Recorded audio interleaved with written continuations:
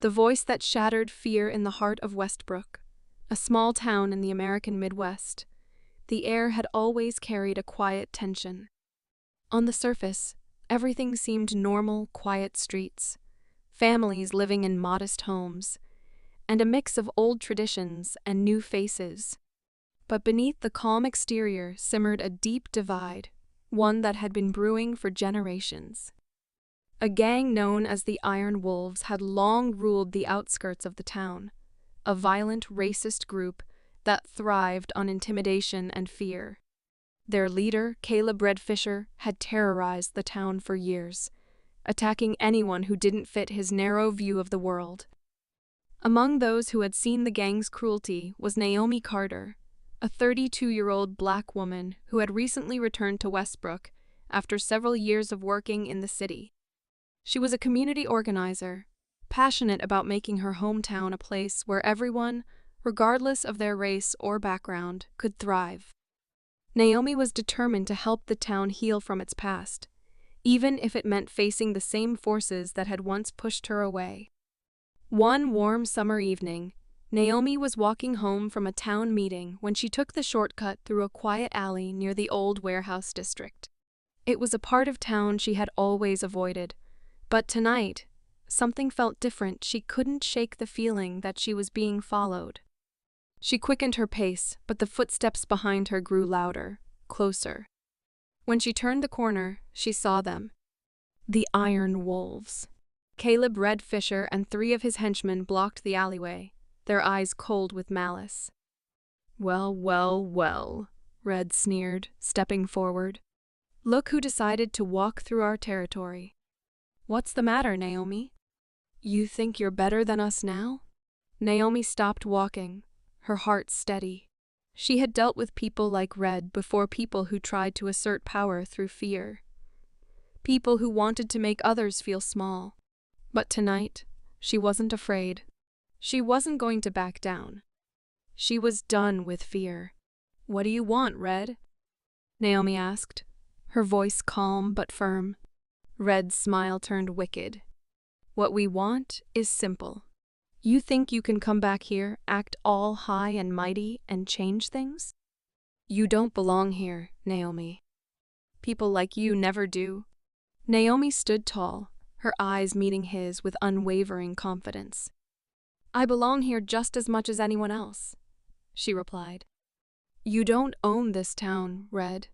Your hate doesn't own this town." Red laughed, his voice a low, guttural sound. "You think your little speeches are going to change anything?" "You think people care about what you say they care?" Naomi said, stepping closer to him. "They care because I'm not the only one who's tired of people like you telling us where we belong. You've built this empire of fear, but fear can't last forever. And neither can you." The words hung in the air, heavy and defiant. For a moment, Red hesitated, his face flickering with something unfamiliar doubt. His gang members exchanged uneasy glances, sensing the shift in the air. They were used to making people cower, to breaking spirits with their violence. But Naomi wasn't breaking. She wasn't even flinching. Red took a step back, trying to recover his composure. "You think you can just come in here and change everything? This is our town. We've been here longer than you." Naomi's voice rang out, stronger than before. "Maybe you've been here longer, but that doesn't give you the right to control it. You're nothing but a bunch of cowards hiding behind hate."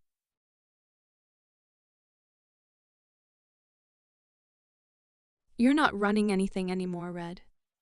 The Iron Wolves were silent now, their leader visibly rattled. For all his bravado, Red hadn't expected Naomi to stand up to him like this. It wasn't just the words that unsettled him. It was the power in her voice, the unshakable strength that radiated from her. And in that moment, Naomi knew she wasn't just talking to Red. She was speaking to the entire town, the people who had silently tolerated the gang's reign of terror. The people who had quietly accepted that hate was a part of life in Westbrook. "You don't get to define me," Naomi continued, her voice cutting through the tension like a blade. You don't get to define anyone here. This town belongs to all of us, every single one of us." The quiet defiance in her voice spread through the air like wildfire. Red's face twisted in anger, but there was something else: fear. The gang members behind him had started to look uncertain, their eyes flicking nervously from Naomi to each other.